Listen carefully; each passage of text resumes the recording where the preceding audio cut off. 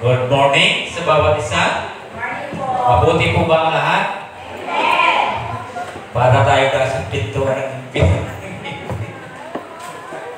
Sobrang grabe. Mamaya mag-request ako sa inyo kung papayag kayo. Magbili tayo agad ng aircon. Ano? Okay. So, our topic for this month is about Greek Bible characters. Yung mga dakila, mga mahusay na mga tauhan ng Biblia. Amen ho?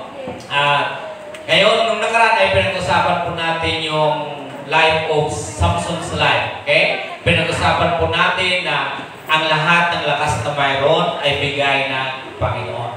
Tama po? Tayo man din ngayon, ano man yung lakas na mayroon tayo, ay bigay ito ng Panginoon.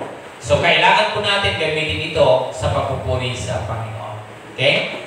So, minsan pa ay napakinggan ko yung isang patotoo ni Manny Pacquiao. Sabi niya, alam po ninyo, yung joy, sabi niya, yung kagalakan na hinahanap natin ay hindi natin matatagpuan kung ano ang mayroon tayo, sabi ni Manny Pacquiao. Sabi niya, sa totoo, sabi niya, naranasan ko na magkaroon na milyon na pera. Naranasan ko na magkaroon ng bilyon na pera. Naranasan ko na magkaroon ng mansyon na bahay. Nagkaroon na ako ng mga mamahalin na sasakyan. Nakarating na ako sa iba't ibang bansa, sabi niya. Pero alam niyo sa lahat ng mayroon ako ngayon, ang pinakamasaya pa rin ay ang paglingkod ka sa Panginoon. Tama po ba? Yun yung katotohanan. Kasi sabi ni Manny, sabi niya, lahat naman ako mayroon eh. Kasi yung tao, ang hinahangad na siya ay yumaman. Pero hindi nyo lang alam talaga kung saan talaga yung kagalakan. Wala naman sinong tao siguro na naghangad na yumaman. Pero sabi ni Pacquiao, ang totoo na kagalakan at kasiyahan sa buhay natin, ang pinakatotoo talaga, sabi niya, ay yung kagalakan na sa Panginoon. Sabi niya. So, lahat tayo naghahanap ng ganyan. Pero tingnan nyo naman din po, ay yung bawat patotoo ng mga mayroon na kakaiba din. Na sinasabi pa rin nila, hindi talaga masaya. Ang kasiyahan talaga ng tao ay naroon sa Panginoon. Pero hindi natin ba kakaila, sa bawat isa sa atin o wala, naghahanap tayo kasi akala natin yun yung kabuuan ng ating kasiyahan. At doon tayo ngayon magkakamali. Kasi marami na po mga testimonya, mga patotoo, na talagang totoo na lahat naman talaga nila naranasan yun, pero yung galak talaga ay hindi talaga nila makuha doon sa mayroon sila. Hinahanap talaga nila ang ating Panginoon sapagkat doon talaga nagmumula yung kagalakan. Amen? Okay. So, kahapon, nagkaroon po ng seminar sa DBBS, ay mayroon pa ako nakausap na isang matandang pastor. Pero hindi ko na po sa inyo pangangalanan.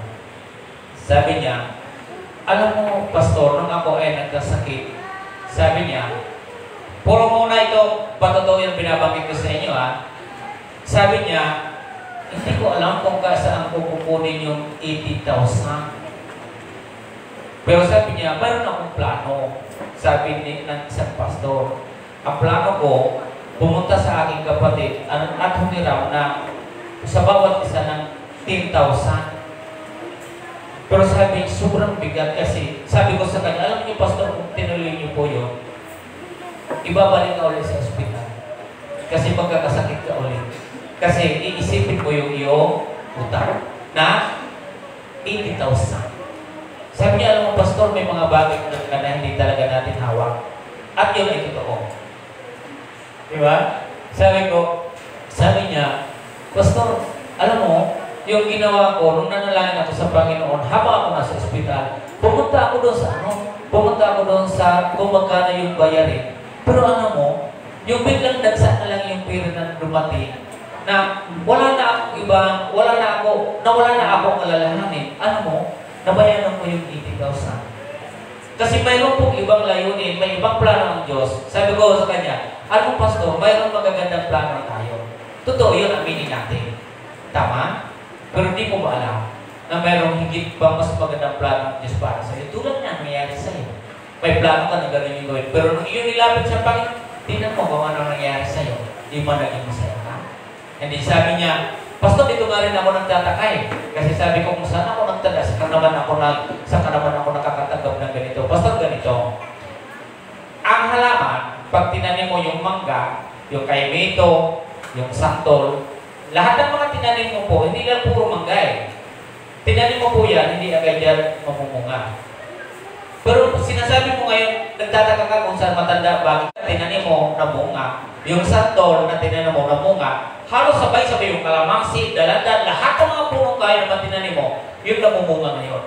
Panahon ito, para anihin mo yung iyong mga tinanim. Tama? Bawat isa sa atin, mayroon talagang panahon at mayroong plano ang Panginoon, mayroong pangako ang Diyos at siya ay mayroong gagawin sa atin. Bakit ko po ito tinatalakay sa inyo ngayon? Sapagkat ang ating pag-uusapan po ngayon ay yung buhay ni Abraham. Tama po? At isa mga kapatid na gusto ko sa inyo ibigay mga kapatid sa oras na ito, mayroon ba, nakita niyo na po ba yung yung tao na naglalakad po sa may wire? Yung naglalakad, yung nagpapalan po siya. Nakita niyo na po yun? Bili ba kayo pag nakikita niyo pag naglalakad? Namamanga ba kayo pag may nakita kayong isang taong naglalakad sa tutulay sa lampi? Ikaw, Brother Ryan, manga ka? Nakita mo, gano'n na naglalakad? Ito mga kapatid. Kung mangha kayo, at pagbaba po nung naglalakad doon sa nagtutulay sa lampi, at yayain ka, isama ka doon, sasama ka. Pero bilib ka. Diba? Ikaw, Brother Ray, nakita mo, hindi lang sa bilib ka, may kasama po sa pagkabilib mo ay pumalakpak. Ang galing. Paano yung pagbaba niya at niyaya ka? Sasama ka o hindi?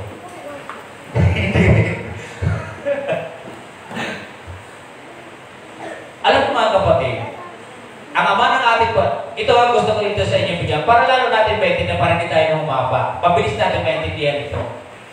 Kung hanggang ganun lang yung pagkakabilib natin, ay, ang galing niya naman. Ang galing naman ni Jesus. Kahit nang pagalingin yung ganung bagay. Nung lumapit sa iyo ang Panginoon, naniniwala ba sa Kanya? Naniniwala ba sa Panginoon pag nung lumapit sa inyo ang Panginoon? Wow! Napagaling niya, napatakbo niya yung pilay, yung pipi nagsante. Wow! Nang lumapit sa iyo, naniniwala ka ba?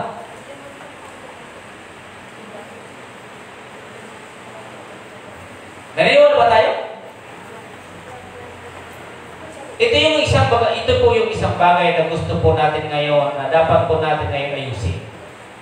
Kasi may mga bagay na nabibilib tayo, napapawaw tayo, pero sa panahon na ikaw ay yayain, may parang kakaiba para sa iyo. Di ba? Tulad dito sa loob ng simbahan, ang sarap pumalakpak sa Panginoon. Pero kung ikaw ay yayain, sige, gawa nga tayo sa simbahan, ayaw mo na gumawa. Di ba? Ang pananampalataya, mga kapatid, na walang gawa pa tayo. So, kailangan we need to work out yung ating pananampalataya. Kasi kung gano'n pala, talagang tuwang-tuwa ka, mayroon kang, ay, galing nyo. Pag hindi ka po sumama, hindi ka niniwala sa Kanya hanggang ikaw ay bibig lamang. Pero ngayon, naniniwala ba kayo sa ating Panginoon? Naniniwala ba tayo? Kung naniniwala tayo, isang magandang bagay itong pag-uusapan natin ngayon. Pero sana baguhin ninyo. Kung kayo ay naniniwala at may tiwala kayo sa isang tao na gano'n nagtutulay na yun, magtiwala kayo na hindi kayo ihulog kasi pagkat niyaya kayo. Tama, Brother Ryan? Next time, Brother Ryan, pag niyaya kayo, sumama kayo. Tama ba? Alam ng tao na yun na hindi kayo mapapahama. Ang Panginoon ay gayon din, inaalok niya tayo. Pero ang galing lang natin magsabi, Panginoon, mahal kita. Kumaganda ka, dinadakila mo. Pero sa panahon na ikaw ay niyaya na lang, Panginoon, ayaw mo na. Tama po? Sabi niya, great Bible characters, Abraham believed that God could do anything. Naniniwala kayo na maaari pangyari ang lahat ng sinabi ng Panginoon. Ito na mga kapatid, yung aking mga pinapatutuo ko sa inyo kanina, yung sinabi ko po sa inyo, ito na yon. Diba? Naniniwala ba tayo na magagawa, maaari bang mag-ari sa Panginoon ang lahat? Sa lahat ng kanyang sinabi? Ako mga kapatid, sa totoo ay ako ay naniniwala. Wala pang kasinungalingan, wala pa pong hindi ginawa ang Panginoon sa lahat ng kanyang sinabi tungkol dito sa kanyang salita. Lahat ng sinabi niya rito ay natupad. Hindi ko naman ikikwento sa inyo si Abraham kung hindi yung nangyari. Bakit ko yung kwento? Hindi pa nagaganap eh. Diba? So tapos na po ito, naganap na po yun kay Abraham sa kanyang buhay. Kaya nangyari po yun at totoo na pinangyari ng Panginoon sa buhay ni Abraham. Hindi ko tayo kumito, hindi pa tapos. Tama po ba? At saka hindi naman natin kayo kapiling si Abraham kasi tapos na po yun. Pero ang gusto natin ito mga kapatid, tingnan niyo po kung paano po pinatunayan ng Panginoon yung kanyang mga pangako, yung plano niya kay Abraham, ginawa niya po yun. At gagawin din sa iyo yan ng Panginoon. Kaya lang, pag niyaya ka, sumama ka. Huwag yung bilib ka lamang dahil may ginawa siya. Iba po yun. Tama? Bilib ka lang sa ganun, pumapalag pa ka, pag ikaw ay nilapitan, ayaw mo na. Ayaw mong itaya yung sarili mo. Natatakot ka sapagkat mayroong kang duda, mayroong kang pag-aalinlangan. Natatakot kang magtaya. Di ba? Hindi mo kayang itaya. Paano po yung ating paglilingkod kung ganun tayo sa ating Panginoon? Diba? So, buksan natin yung ating Biblia sa aklat ng Genesis chapter 18, 13 to 14. Okay, sabi dyan, to show our faith that includes obedience. Okay? Sabi ko dito, mga kapatid, sa talata na ating babasahin, tayo ko tayong lahat, Genesis chapter 18, 13 to 14. Sabi dyan sa Genesis chapter 18, 13 hanggang 14. Say amen kung kayo po ay narariyan na and we will read all together. Okay. Sige po, nariyan na po? Okay. Verse 13. Sabi niya, bakit natawa si Sarah at sinabi pa nga, tumanda na siya saka magkakaanak, tanong ni Yahweh. Mayroon ba hindi maaari sa akin? Tulad ng sinabi ko, babalik ako sa isang taon at pagbalik ko ay may anak na isa. Siya. Tayo po'y manalangin, O Diyos.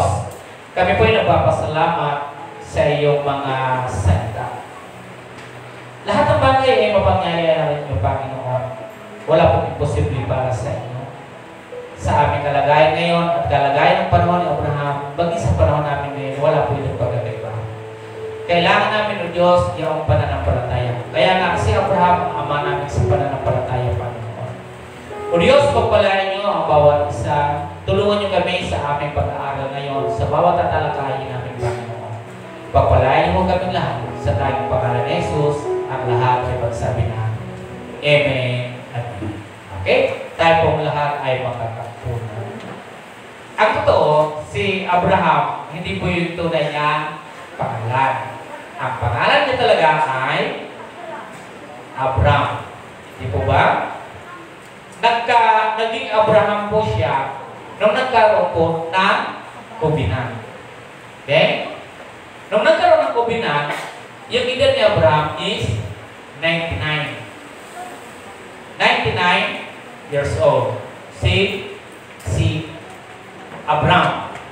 Dito lang po ito nagpalit ng pangalan.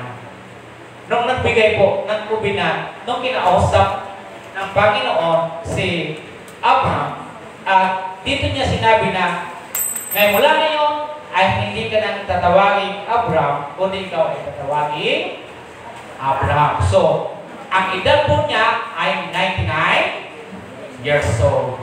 Tama? Okay, 99. Sa makatwid, kung 99 po doon si Abraham, ilang taon po si Sarah?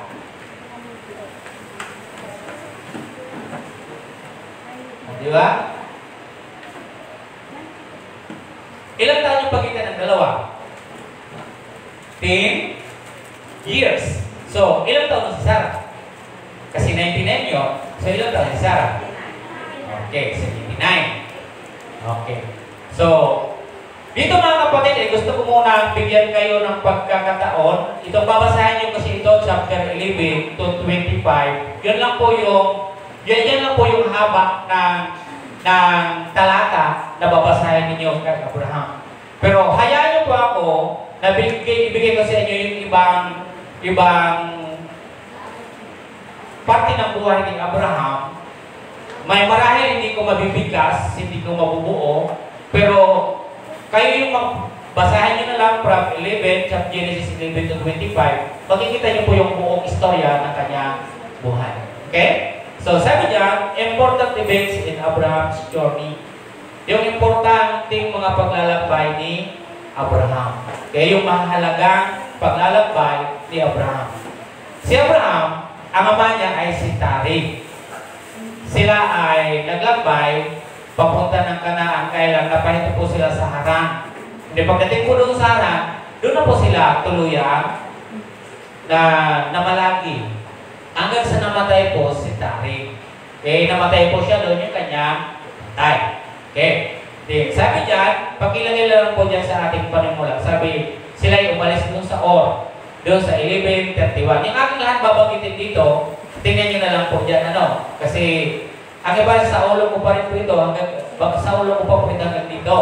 Okay? Then, pumunta naman si Abraham sa Kanaan, sa Hiwen to Kanaan in chapter 12, verse 1 hanggang 6. So, sabay-bay, ibibigay ko lang yung mga talata ito para alam ninyo. Then, mamaya doon sa limang ating pag-usapan, ay ipapakita natin kung ano yung nangyayari. Okay? Then, sabi ko rito, then kay Parao was deceived by Abraham about Sarai. Dumating yung pagkakataon na umurong-urong si Abraham sapagkat nagkaroon ng paghihirap. Kaya lang, ang nangyari dito, yung asawa niya si Sarai, ang sinabi niya ay kapatid.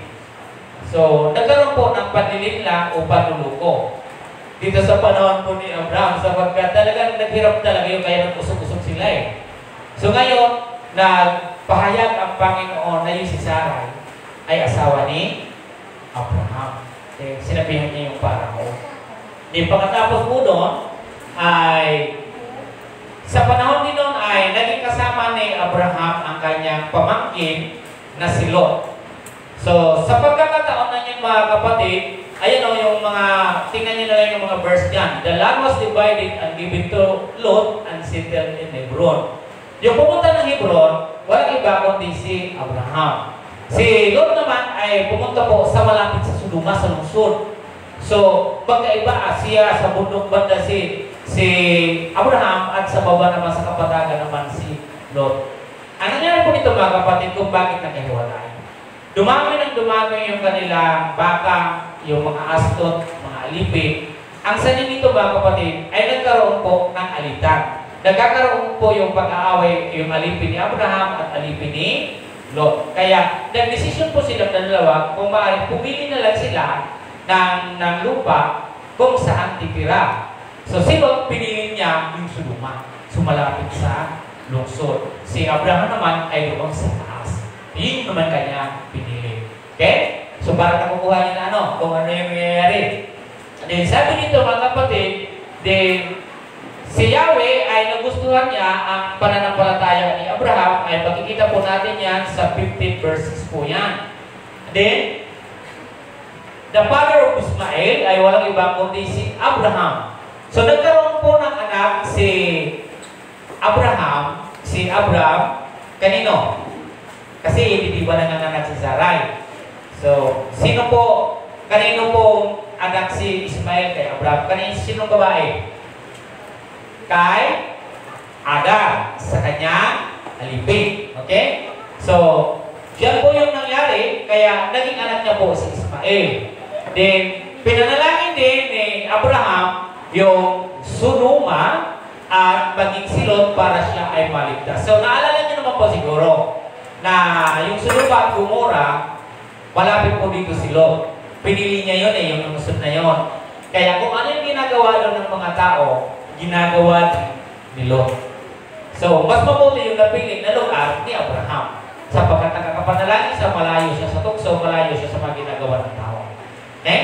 So, sa pagkakataon na yun ay binabalaan po doon na ang Panginoon na dapat umalis si Lot. Okay? So, ano po yung nangyari? Umalis sila. Pero ang sabi, wag lilingon. Okay? So, sino yung lumingon? Yung asawa ni at naging haligi. As in, ito yung panahon ni Abraham. Okay, na tinutukoy ko. Kaya din pagkatapos ng mga kapatid ay another na mayroong panlilinlang o panluloko si Abraham doon kay Abimelech. Ang sinabi niya naman ulit, sabihin mo Sarai, ay hindi, Sarah na dito. Nung panahon ng Paraon, Sarai. Pagdating po kay Abimelech, ang pangalan dito ay Sarah na. Pinalitan na po dito yung Sarai ng Sarah ng Panginoon. So, sapagkat dito ay mayroon na pong tipan ang Panginoon. Okay? So, ganun ang nangyari. Sa pagkakataon na yun ay panibagong panluloko ulit. Kaya, naghanap din si Abimelech na bakit mo ako dinaya? Bakit mo ako niloko? Yung babae, asawa mo pala ito. Bakit sinabi mo kapatid? Ingatan yung panluloko, ha? Ingatan yung padilim lang sapagkat hindi po yung nakakatulong. Okay? Sige, tuloy tayo. Dito pa rin mapagkikita pa rin natin na si Abraham ay nag-sacrifice ng kanyang anak na si Isaac. Saan ka ni si Isaac? Kay Agar o kay Sarah? Kay Sarah. Okay, kay Sarah. Then, again, bumili si Abraham ng libigan ni Sarah. And then, after ng mga kapatid, nagkaroon ulit ng asawa sino? Si Abraham. Ang pangalan ng asawa niya ay sino? Si Keturah. So, ibig sabihin ay may panibago po siyang asawa nung mamatay ang kanyang asawa. So, mali ba mag-asawa muli ang isang lalaki pag namatay ang asawa? Mali ba? Okay, matapos dyan, doon sa chapter 25, na initali po doon yung pagkamatay ng ating Abraham sa pananampalataya. Siya po ay namatay 175 years. Namatay naman si Sarah is 127 years. So, ilan po yung natitira? 127 namatay, then 175 namatay si Abraham. Ilan po yung taon na wala nang namatay po at naasawa kasi ni Abraham si Keturah? 127, then 175. Ilan po yung natitira? Ilan ba ang taon na kasama ni Abraham si Keturah? 127 namatay, then nabuhay si Abraham ng 175. So, ilang taon pa nakasama ni Abraham si Keturah? Ilan? Kasi 175, then 127. So, ilan po? Mahina po eh. Ilan? 58? Oh, mahaba pa no? So, mahaba pa na nabuhay si Abraham. Okay? So, yan po yung buhay ni Abraham.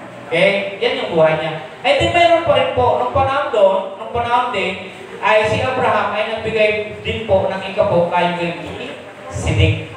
Okay? Yung kanya, binigay doon yung kanyang nasang-asam dahil ginapit niya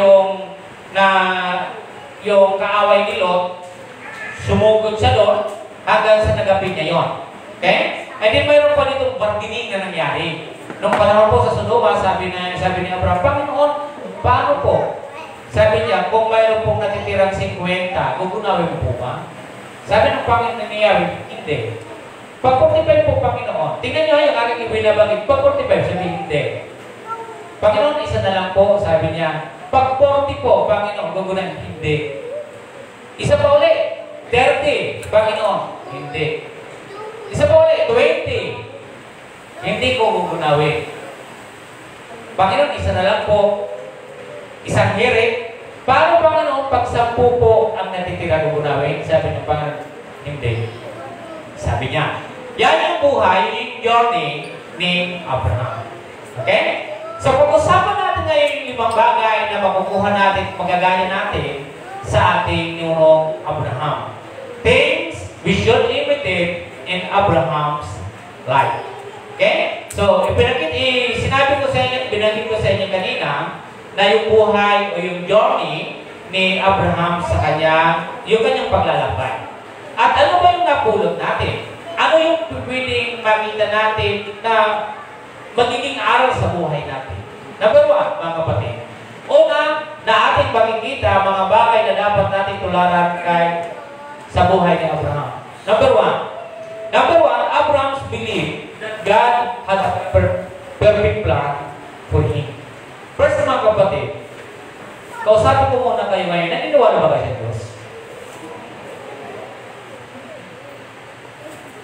Kasi kanina, yung sinabi ko sa inyo kanina,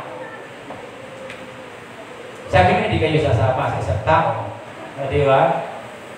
Kasi yung Biblia, siguraduhin mo sa pagbabasa mo dito, ay ikaw ay mayroong pananampalataya.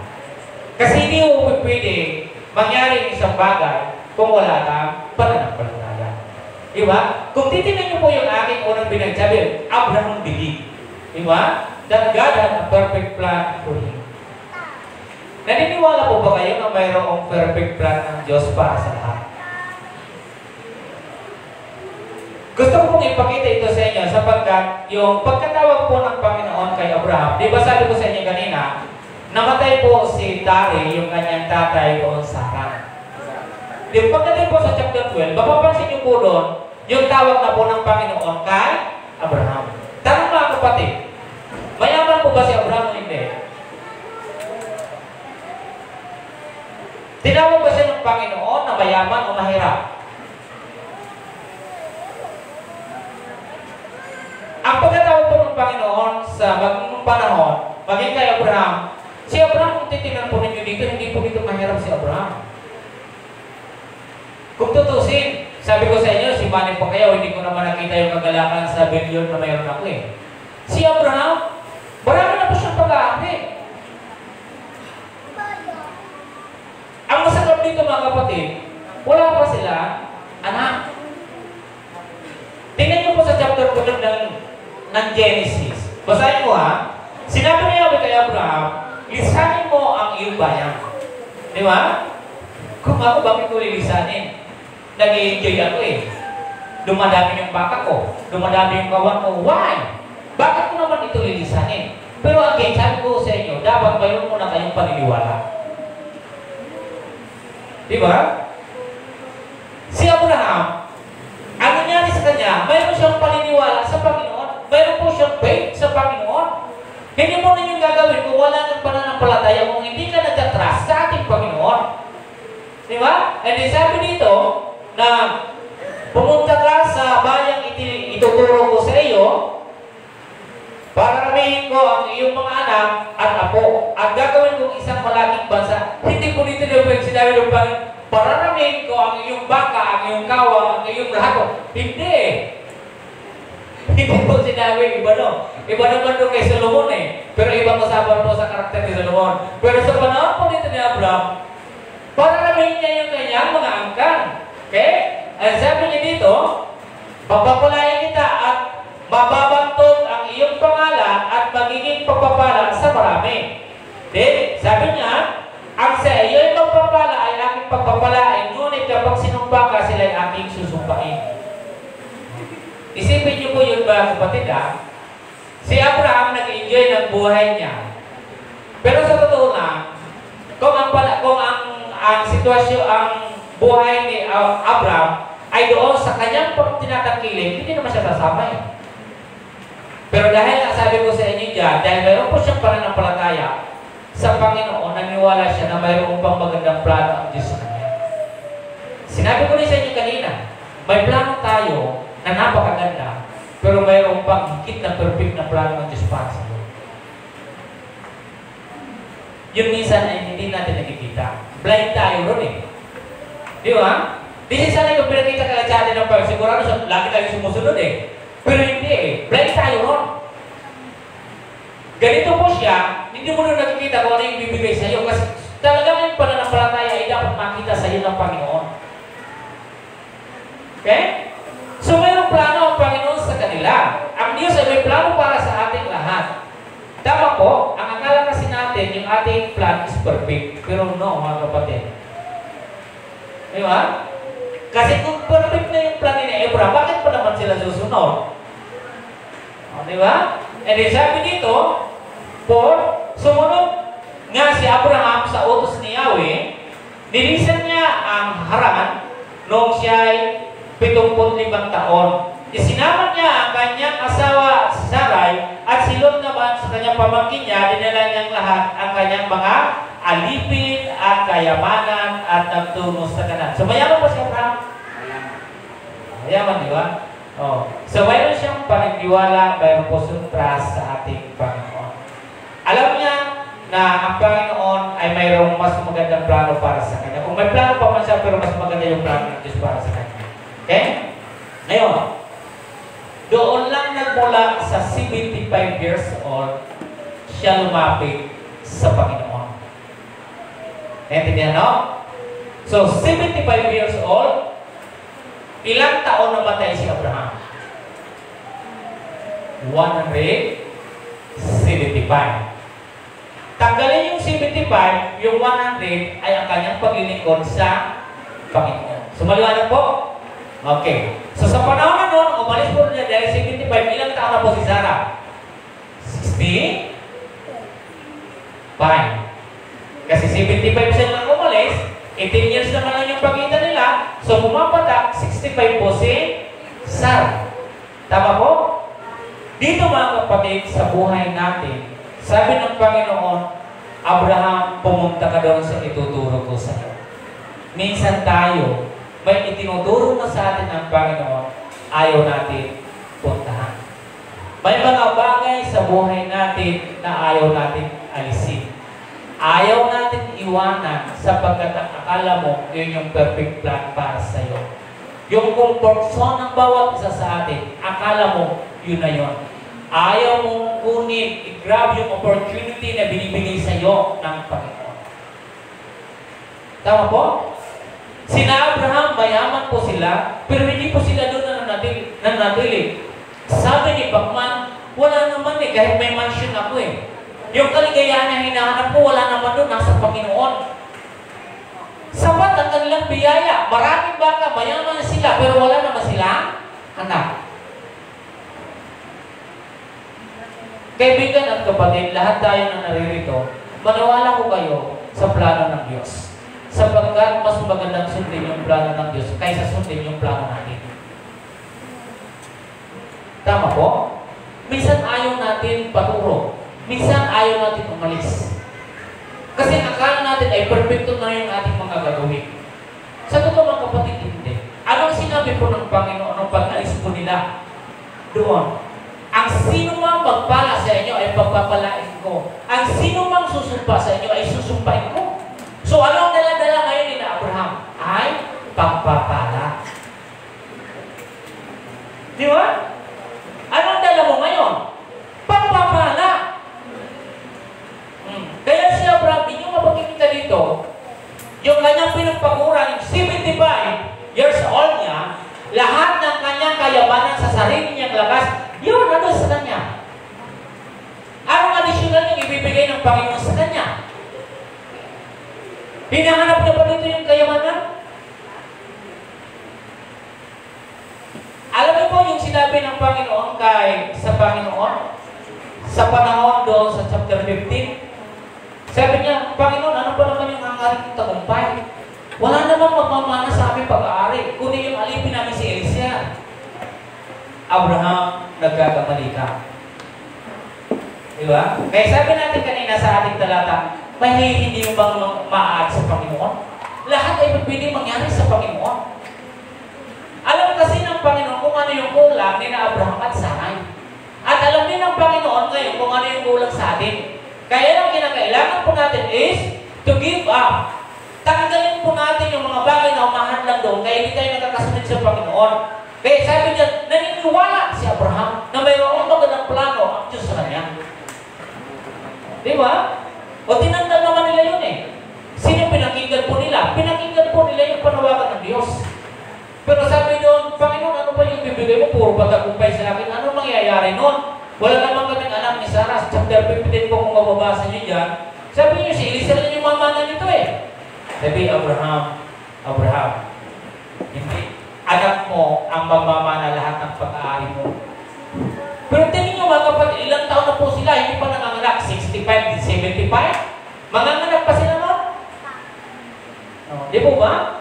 Eh kaya, sabi niyo sa ating binasa, bakit pag hindi maaari sa akin? Sabi ng Panginoon, pipili pong pangyarihin ng Panginoon sa isang iglap kung gugustuhin niya. Sa bawat isa sa atin, pwede niya yung gawin, iangat ang buhay ng bawat tao. Pwede kang maging matanyag sa mga oras. Alam niyo po, kilala niyo si Diwata ngayon? Siguro kilala niyo dahil si Diwata, no? Tama po ba? Nung makita mo si Diwata, siguro, hindi naman siguro sa kailan sa si Diwata. Nakita niyo ngayon na tagumpay ng Diwata. Sa bawat buhay natin, mayroong mga nakatakdang plano ang Diyos para sa atin. Tama po, mayroong tamang plano para sa atin ng ating Panginoon. Okay? So dito sa buhay ni Abraham, mas lalong magiging kompleto ang buhay niya kung susunod siya sa plano ng Panginoon. Tama? Hindi magiging kompleto yung plano niya kung mananatili siya doon. Pero naniwala talaga siya na ang Diyos na perfecto na gumagawa ng plano. Tama? Sa bawat buhay natin, totoo. Hindi ko sinasabi, nire-reject ko yung plano natin. Hindi ho. Oo, mayroon tayong mga plano. Pero kung maaari lang, hingin mo sa Diyos yung perfect plan para sa iyo. Dahil may perfect plan ang Panginoon kay Abraham. You and me, may perfect plan ang Diyos para sa atin. Amen? So, mayroong plano po siya sa atin. Kaya ang sabi niya po rito, o binasa ko natin sa inyo kanina, na sabi ng Panginoon na kinakailangan lang talaga natin manampalataya sa Kanya. Okay? Kaya nireject niya si Abraham, hindi Abraham. Mayroong magmamana sa iyo mga pag-ari. Okay? So number 1, siguraduhin yung plano natin. Yung plano na yan ay sana ay nakakoneksyon sa plano ng Panginoon. Okay? Pangalawa mga kapatid, Abraham believed that God had a perfect promise for him. Di ba? Kinanta natin kanina, di ba? Ang pangako ng ating Panginoon, perfect po yun. Tama po? Huwag tayo mag-overthink. May promise ang Panginoon, hindi mo kailangan i-shortcut. Tama ho? Huwag tayo, kasi yung tao sa panahon natin, gusto natin instant. Gusto natin shortcut. Yung promise ng Panginoon is talagang gradually na gagawin niya yan sa iyo para masuka yung paniniwala at pananampalataya mo sa Panginoon. Tama po, alam niyo po ba yung promise? Yan po yung nagbibigay sa atin ng galak para maabot natin yun. Lalo tayo nagsusumika. Pero sana, huwag natin shortcutin yung plano ng Diyos para sa iyo. Tama? No shortcut. May pangako ang Panginoon sa iyo, ibibigay yun ng Diyos. Pero huwag kang mag-shortcut. Tama po? Maganda ang plano ng Panginoon kina Abraham. Ano yung plano? Abraham, umalis ka dito. Sapagkat pararamihin kita, patatan niya dito. Pangako po yun ng Panginoon. Di ba? Sa pagpangako niya, Abraham, hindi ang magmamana si Eliezer. Ang magmamana ng iyong pag-aari, walang iba, kundi yung iyong magiging anak. Di ba? So, yun yung kanyang pangako. So, tayong lahat, sa bawat binibigay yung pangako, tayo kasi yung madali tayong mabagot. Yung mga pinangako sa atin, gusto natin kaagad siya, yung gusto natin kaagad pitasin. Parang katulad po ng isang mga halaman. Nagtanim ka ngayon, gusto mo kinabukasan, dapat mayroon na siya bunga. Hindi. Di ba pag tinatanim mo yung isang bagay, katulad ng isang magsasaka, mag-aantay ka ng tamang panahon. Di ba ba yan sa pangatlo natin?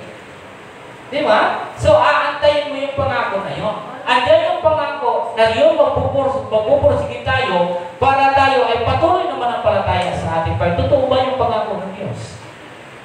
Di ba? Totoo ang pangako ng Panginoon. Sa panahon ni Abraham, totoo. At pag sa panahon ngayon, totoo ang pangako ng Panginoon sa ating lahat. siya kailanman nagsisinungaling.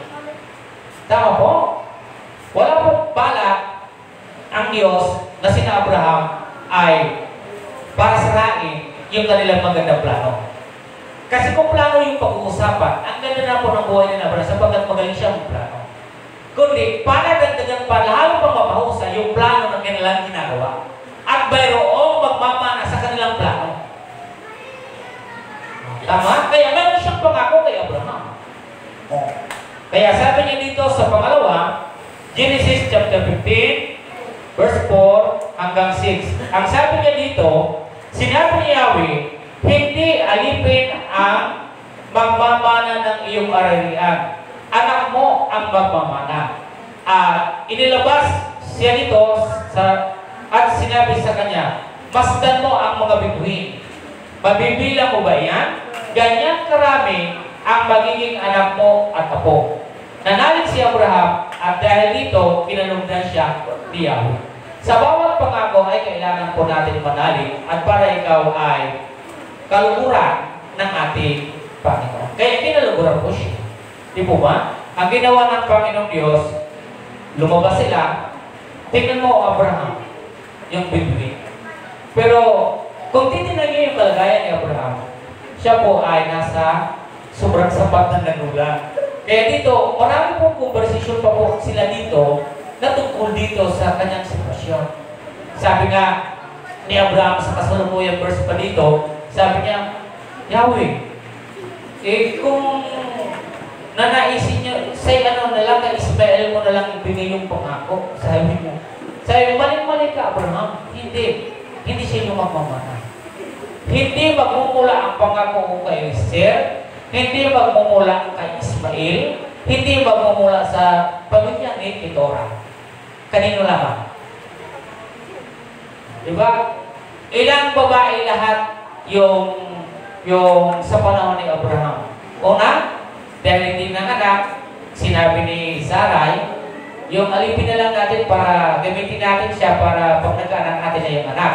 So, yung si Agar, nagkaanak po ng pangalan ay Ismael. So, sa panahon ni Sarah, sa madaling salita, ay yung pangako ng Panginoon ay nangyari at nagdalang tao po si Sarah.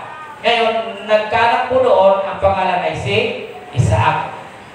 Another, nung namatay na si Sarah, ay nakapangasawa naman si Abraham ng pangalan ay ano pangalan? Si Keturah at nagkaanak. So sa tatlong ito, nasaan ang pangako ng Panginoon? Kanino? Kay Sarah. Kay Isaac. Yun yung pangako ng Panginoon. Wala po doon kay Ismael, wala kay Eliezer, wala sa mga anak ni Keturah. Doon lamang ang pangako ng Panginoon ay talagang doon lang kay Isaac. Hindi nyo ba alam mga kapatid na ang pangako ng Diyos sa inyo ay wala din sa akin? Lahat tayo ay mayroong pangakong binigay ng Panginoon pero magkaiba. Tama po? Kaya kung ano ang pangako kay Brother Ryan, may posibilidad na hindi yun ang pangako para sa akin. Tama, Brother Ryan? At kung ano ang pangako kay Brother Sator, yun yung pangako sa kanya, hindi yung kay Brother Ryan. At kay Sister Donna, kung ano yung pangako sa kanya, pangako yun ng Diyos sa kanya at hindi yun kay Brother Ryan. Tama po? Maniwala kayo kapatid, ang Panginoon mayroong pangako para sa atin. Tama po? Kaya lang, sabi ko sa inyo, ano ba yung itinuturo sa iyo ng Panginoon? Sapagkat sabi doon, ang sino mang magpala sa iyo ay pagpapalain ko. At ang sino mang magsusumpa sa iyo ay susumpa.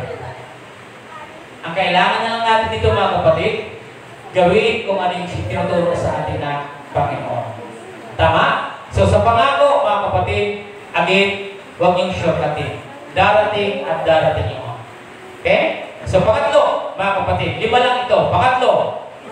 Pangatlo, Abraham believed that God had a perfect timing for him. O, tama po? Ay, pagpawisan ako. Gagawin ko, minamadali ko na dahil sa pawis. Grabe, ano?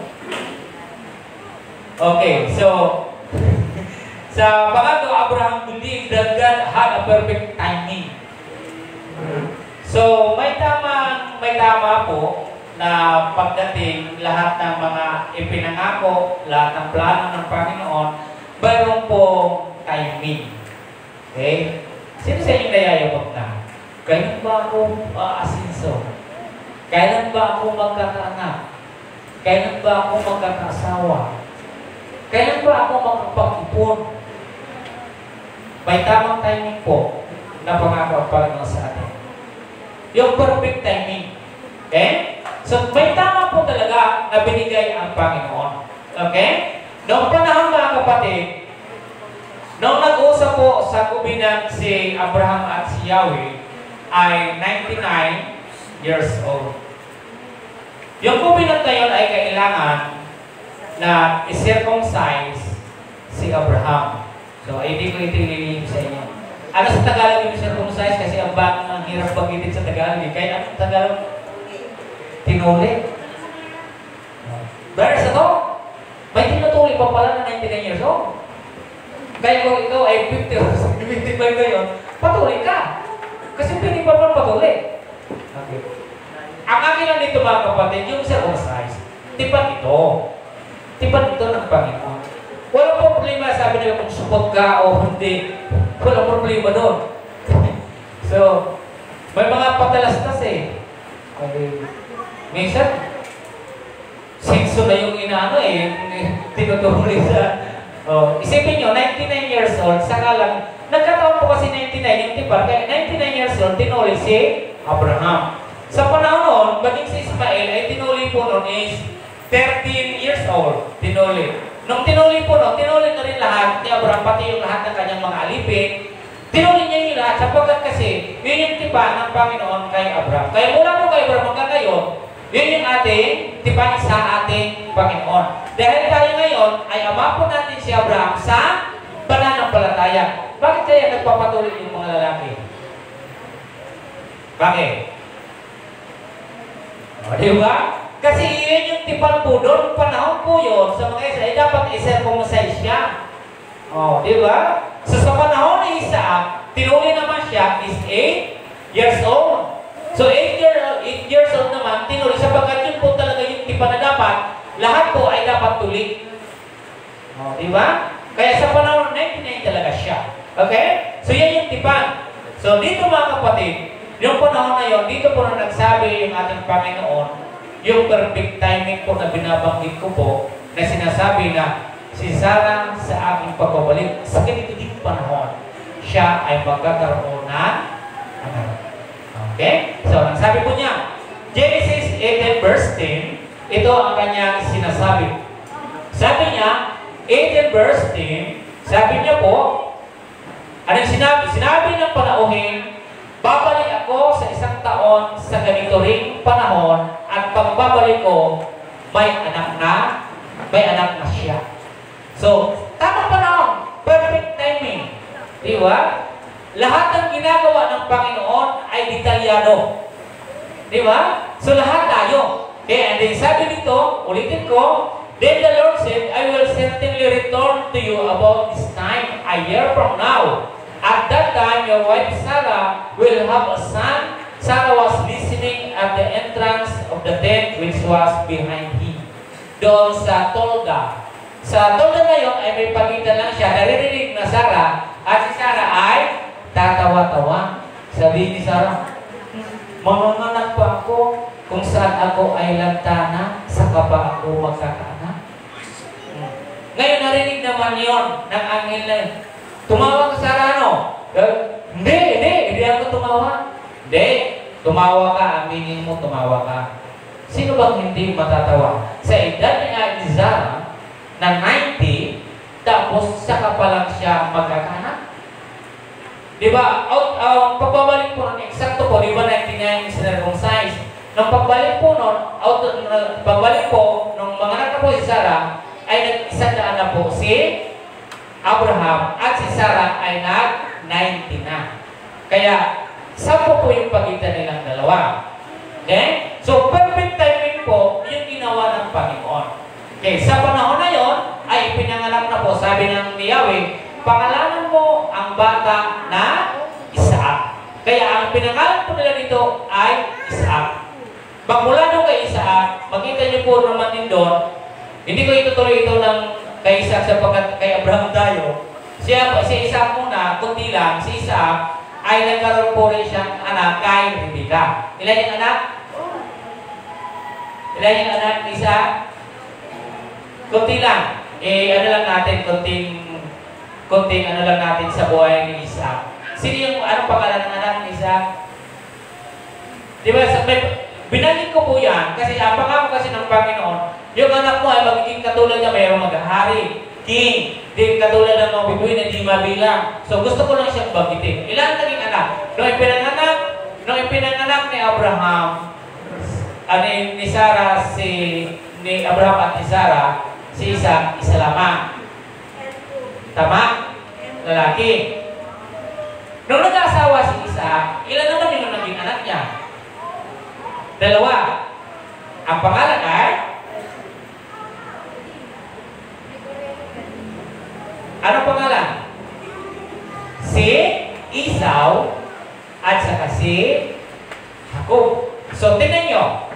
Isa, pumunta sa 2. Tama?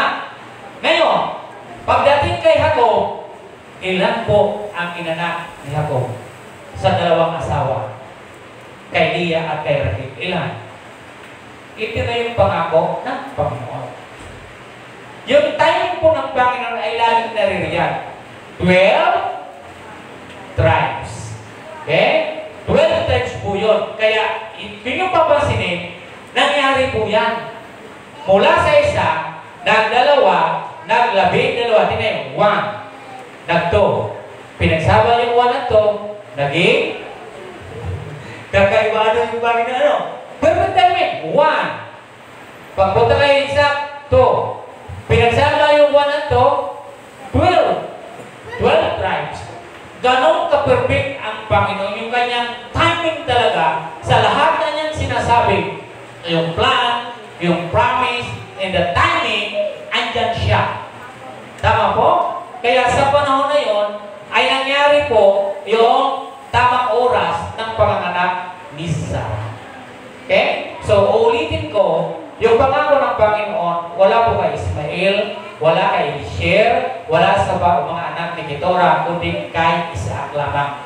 Pagpunta kay Isaac, nanganak si Esau at si Jacob, at si Jacob, nanganak si Naphtali, Joseph, Benjamin, 12 po siya. Okay? Yan po yung ating pangatlo. Lagi niyong tatandaan na may timing ang Panginoon sa bawat isa sa atin. Okay?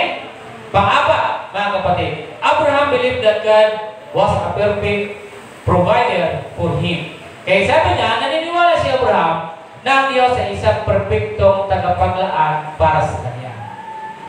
Bakit ko po nasabi na ang Diyos ay provider?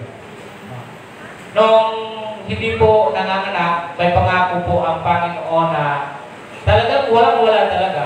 Ginawa yun ng Panginoon at nagkaroon po anak si Abraham at Sarah. Ngayon, ang matindi dito mga kapatid, yung kaisa-isa nilang anak, Brother Ryan, si Isaac, ano po yung ginawa ng Diyos ni Yahweh? Ang ginawa po dito, Abraham, ihandog mo ang iyong anak. Bakit nasabi ko ngayon na provider ang Panginoon? Provide ito ng Panginoon sa kanya, binigay ito si Isaac.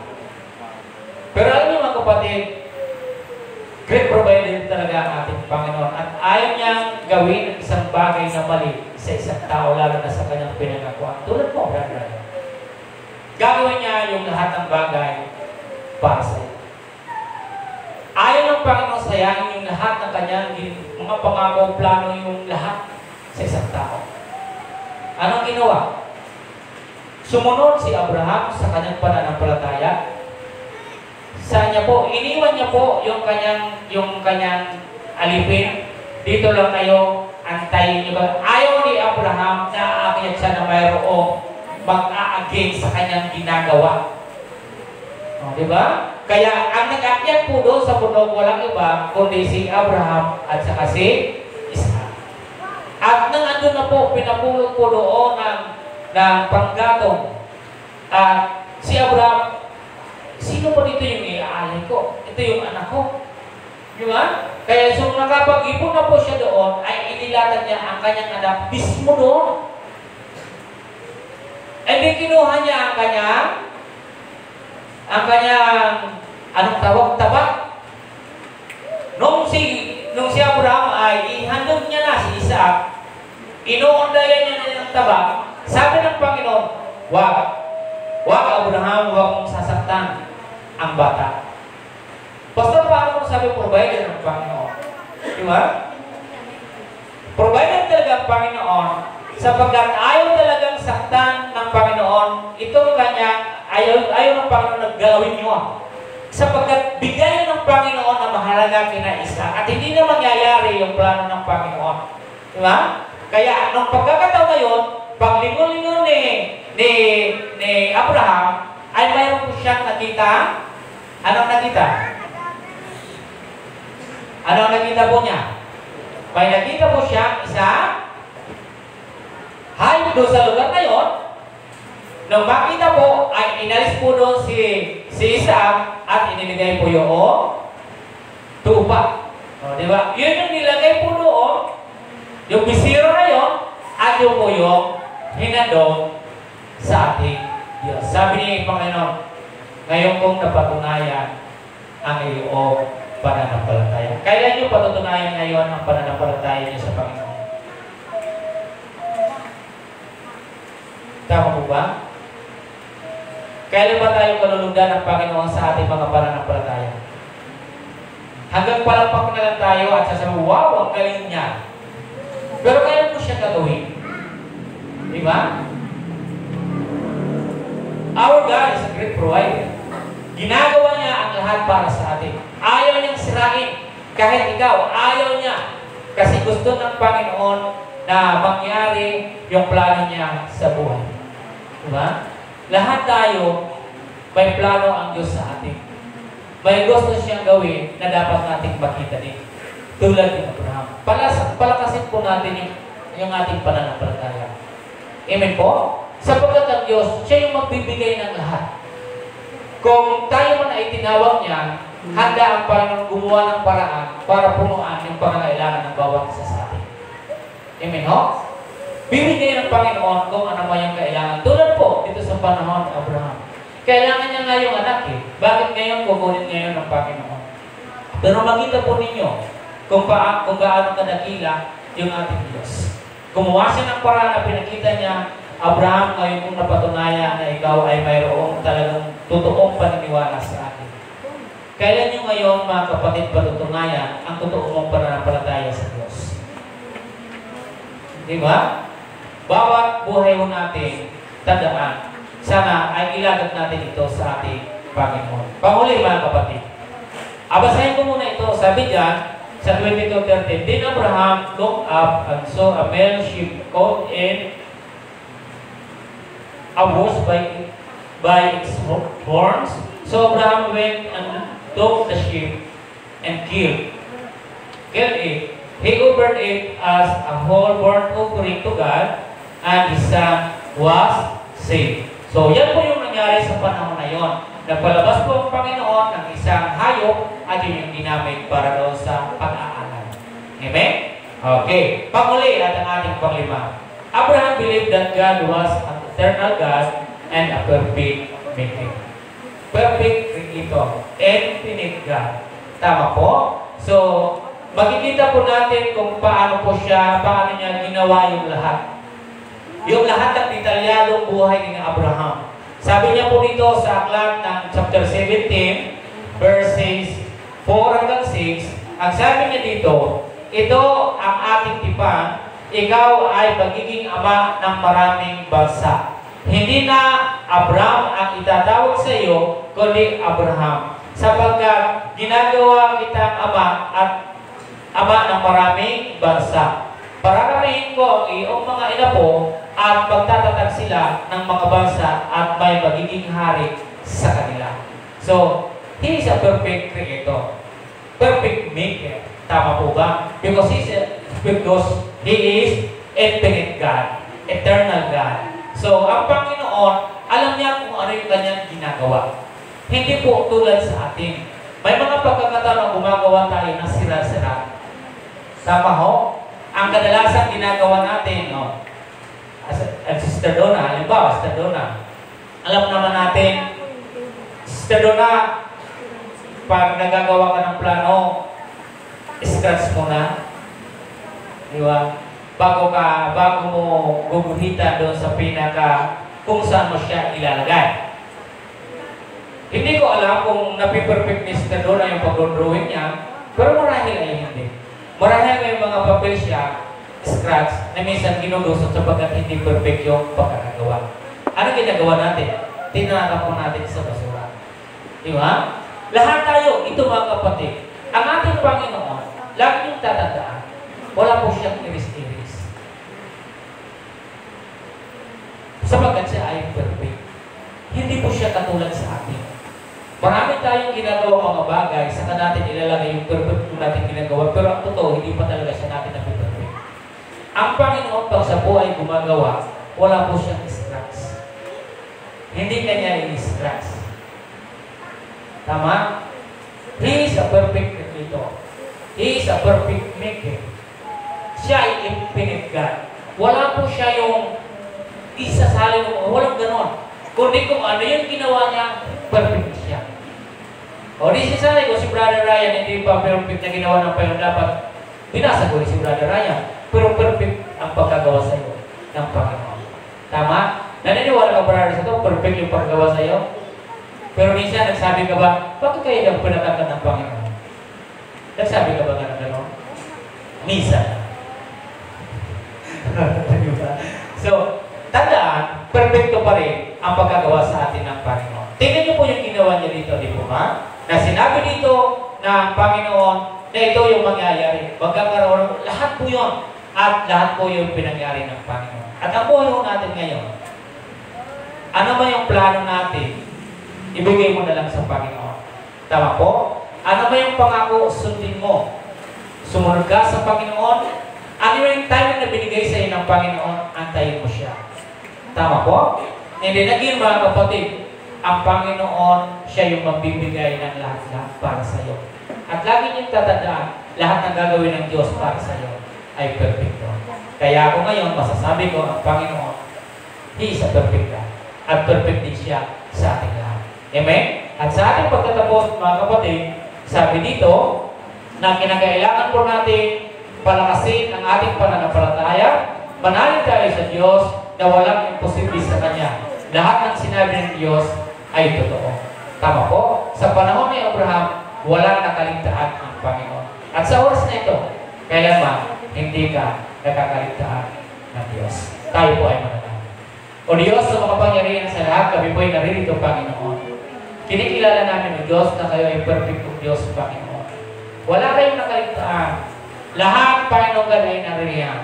Kumplito, Panginoon. Pagpalain niyo ang bawat isa sa amin, O Diyos. Salamat sa buhay ni Abraham na ama namin sa pananampalataya, Panginoon. Palakasin niyo kami, O Diyos, ang pananampalataya namin. Lord God, hindi lang sasabihin namin mahal namin kayo, kundi patunayan namin ito sa aming mga ginagawa, Panginoon. Lord, maraming po salamat. Pagpalain ang bawat isa sa tayong pangalan ni Jesus, ang lahat ay magsabi na Amen. Maraming